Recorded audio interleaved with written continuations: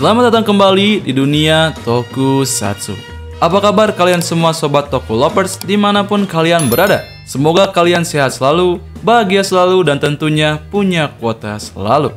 Episode Ultraman Arc berjudul Untuk Temanku Jauh di Sana yang telah tayang pada tanggal 14 September 2024 ini menyajikan kisah jalinan komunikasi antara seorang pria introvert dari bumi bernama Kazuo Kizaki dengan makhluk asing dari planet lain yang bernama Fio, yang nantinya di akhir akan membuat kita ikut sedih. Di episode ini juga menampilkan monster suara bernama Noiseller. Suatu hari, Kazuo sedang berbicara di radio melalui sinyal yang ia dapatkan. Entah sejak berapa lama, Kazuo sedang berbicara dengan makhluk asing bernama Fio. Sementara itu, di luar angkasa, Noiseller yang merasakan gelombang radio dari percakapan mereka mengikuti gelombang tersebut ke orbit bumi untuk memanfaatkan gelombangnya. Lalu, hal itu membuat kehadiran kaiju tersebut terdeteksi oleh satelit GDF. Pada saat yang sama, Skip menyadari bahwa kota Hoshimoto telah mendeteksi sinyal tak dikenal selama beberapa hari. Setelah mengetahui sumber sinyal yang terdapat di suatu rumah, Yuma diminta pergi ke lokasi tersebut, di mana kemudian ia bertemu kembali dengan Kazuo, teman lama SMP-nya. 8 tahun yang lalu saat masih duduk di bangku SMP, Kazuo dan Yuma adalah teman sekelas. Meskipun Yuma memperlakukan Kazuo dengan ramah, Kazuo yang introvert ini tidak bisa terbuka kepadanya, sehingga menjaga jarak dalam hubungannya dengan orang lain. Kazuo merasa tidak nyaman dengan kedatangan dan penyelidikan Yuma. Setelah Yuma pergi, Kazuo melanjutkan percakapan dengan Fio. Skip kemudian menemukan bahwa frekuensi sinyal Noiseller yang dideteksi dari satelit GDF cocok dengan rumah Kazuo, yang menunjukkan bahwa kaiju tersebut kemungkinan tertarik pada gelombang radio. Kembali ke Kazuo. Kazuo memang tinggal sendirian di apartemen studio yang berantakan itu, menjaga jarak dari orang lain. Ia menyukai hal-hal yang berhubungan dengan komunikasi radio, dan ia selalu bersemangat ketika mengoperasikan radio. Kazuo sering terlibat dalam percakapan melalui radio amatirnya lewat tanda panggilannya Juliet Panther 1514 untuk menyiarkan pesan dari perangkat radio kamarnya. Dan kali ini, ia seperti biasa sedang mengobrol dengan Fio, yang suaranya diisi oleh pengisi suara terkenal bernama Ayane Sakura. Mereka berbicara soal sinyal aneh sejak 1 tahun yang lalu, yang Kazuo kira sebagai teknologi canggih milik planetnya Fio untuk perantara komunikasinya. Sementara Fio justru tidak begitu yakin kalau sinyal aneh itu bersumber darinya.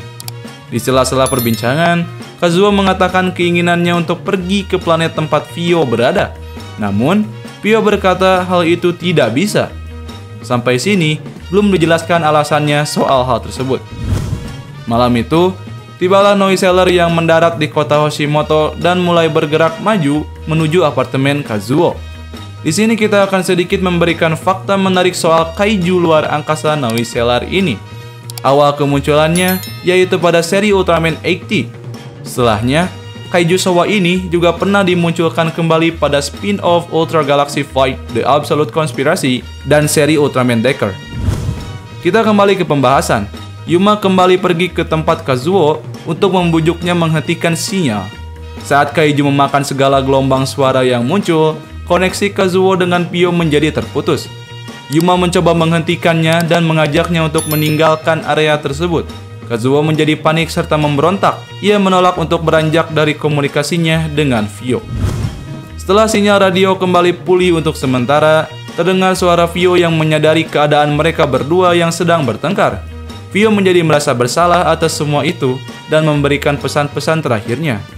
Diungkapkan oleh Fio di sini bahwa planet tempat tinggalnya ternyata sudah diambang kehancuran akibat tingkat pencemaran udara atau polusi yang sudah benar-benar melampaui batas.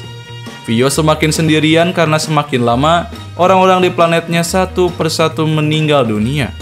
Kondisi di planetnya berangsur-angsur semakin kritis, sampai-sampai Fio berkata kalau hanyalah dia seorang yang masih hidup. Untuk itu, Fio menghidupkan transmisi radionya keluar angkasa, berharap ada yang bisa menggapai sinyalnya.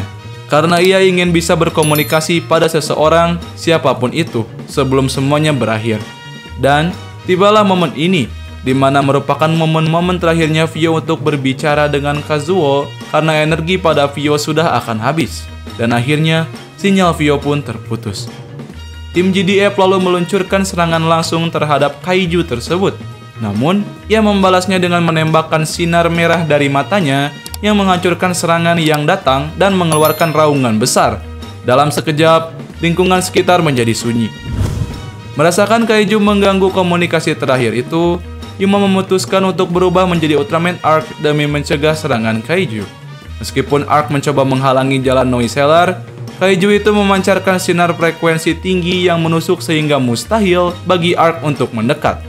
Skip menganalisis situasi dan berhipotesis bahwa Noiseller memakan gelombang suara dan gelombang radio yang merupakan bentuk energi getaran.